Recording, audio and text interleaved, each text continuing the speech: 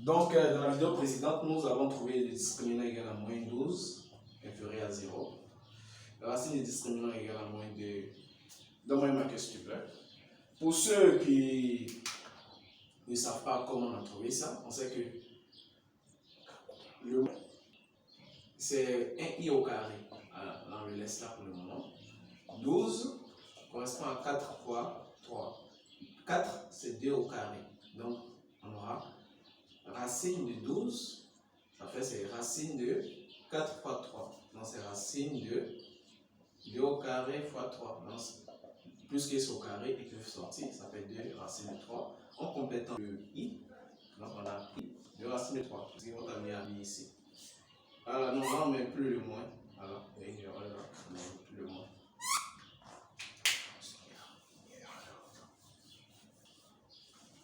On poursuit. Donc, R1 égale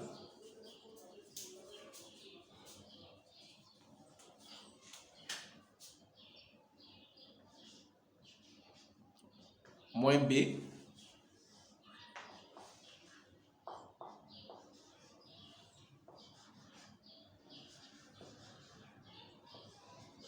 voilà, R2 égale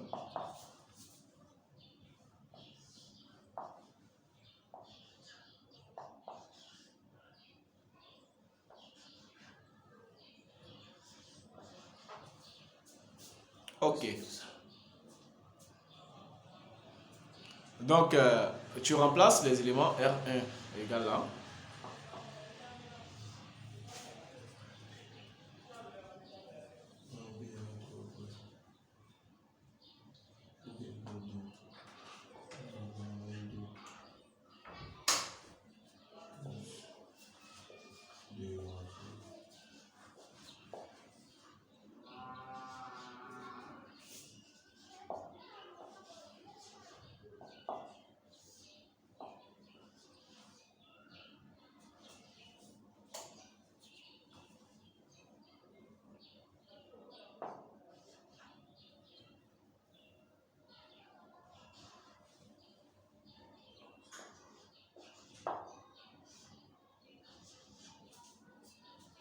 Ok, donc ici, tu peux simplifier par 2, 2. Donc R1 est égal moins 1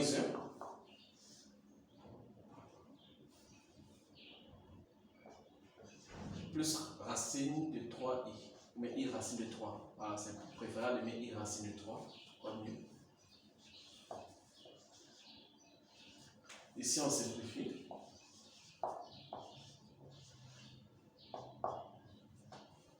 Moins 1 moins i racine de 3. Ok, ce qu'il faut savoir, lorsqu'on trouve une racine inférieure à 0, c'est-à-dire une racine, un discriminant négatif, on n'est pas obligé de calculer R1 et R2.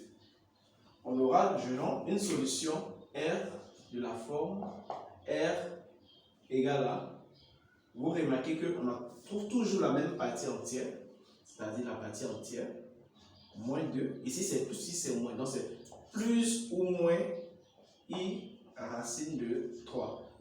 Que ici, on est plus, que ici, on est moins. Ça n'aura pas en tant que tel des impacts dans la suite. Puisque c'est ces parties-là qui nous intéressent. Donc, on peut dire la solution est de la forme alpha plus i bêta. Plus ou moins i bêta. Plus ou moins i bêta. Donc, votre alpha ici, c'est moins 2. Votre bêta, c'est racine de 3, racine de 3. Le plus ou moins, c'est le signe qui se trouve ici.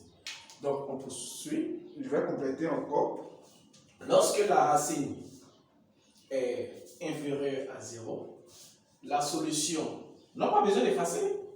Remets, ils ont besoin de ça.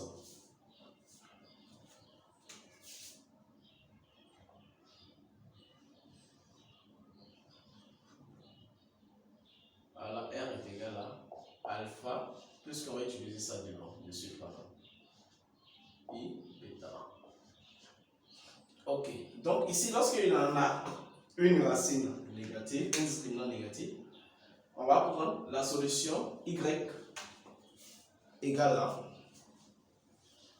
Donc, on pouvait mettre YH pour dire solution homogène, mais puisqu'il n'y a pas de second membre, la solution homogène revient à la solution générale. Donc, YG, mais Y simplement égale Mais ça en rouge, c'est la forme générale, c'est à connaître. Il faut mettre YH pour la suite. YH égale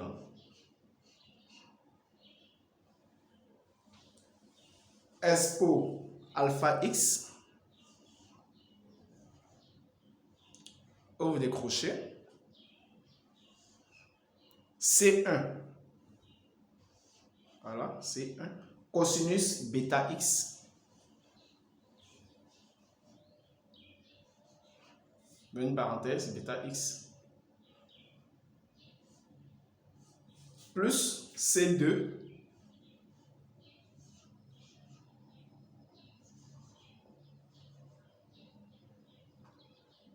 Bêta X. On ferme les crochets. Tu précises avec C1 et C2.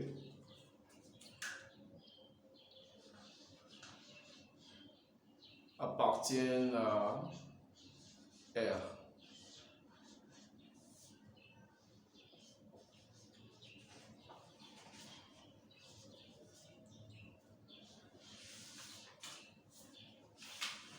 Ok.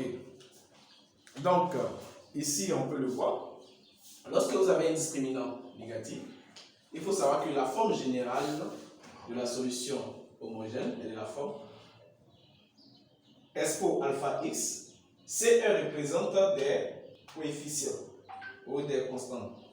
Donc, on poursuit. Donc, allons-y. Ici, notre alpha, c'est quoi? Notre alpha, c'est moins 2. Notre bêta, c'est quoi? La racine de 3. Donc, voilà, notre solution a fait Expo moins 2x. Voilà. C1. Cosinus. Non, pourquoi moins? C1. C1, c'est une constante, on ne la connaît pas. C'est si on donne d'autres indications pour pouvoir déterminer C1 et C2. Bêta, on connaît bêta. Bêta, c'est racine de 3, donc on fait racine de 3x.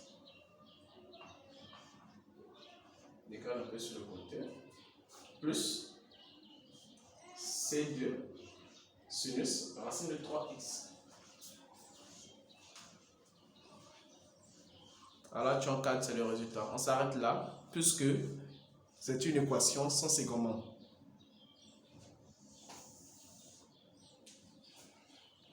Ok, donc je rappelle, lorsque nous sommes en train de résoudre une équation différentielle linéaire d'ordre à puissance constante, dans le cas d'une équation sans segment, la solution homogène revient à la solution générale. Donc ici, on a un marqueur. Il faut savoir que YH est égal à YG. La solution homogène revient à la solution générale. Et lorsqu'on détermine l'équation caractéristique et on calcule le discriminant, si le discriminant est négatif, cela signifie que notre solution est de la forme Expo alpha x, c'est 1 cosinus bêta x plus c sinus bêta x.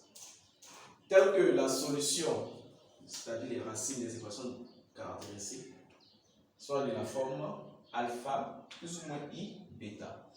Donc, ayant trouvé le discriminant, nous calculons la racine. Ici, on pouvait mettre simplement moins bêta plus ou moins racine de discriminant. Et on allait tomber sur moins 2 plus ou moins i racine de 3. Donc, après avoir trouvé le R, on ne fait que remplacer alpha par moins 2 ici, ce qu'il a fait, bêta par racine de 3, et on trouve la solution. Donc, dans la prochaine vidéo, nous allons traiter la deuxième équation.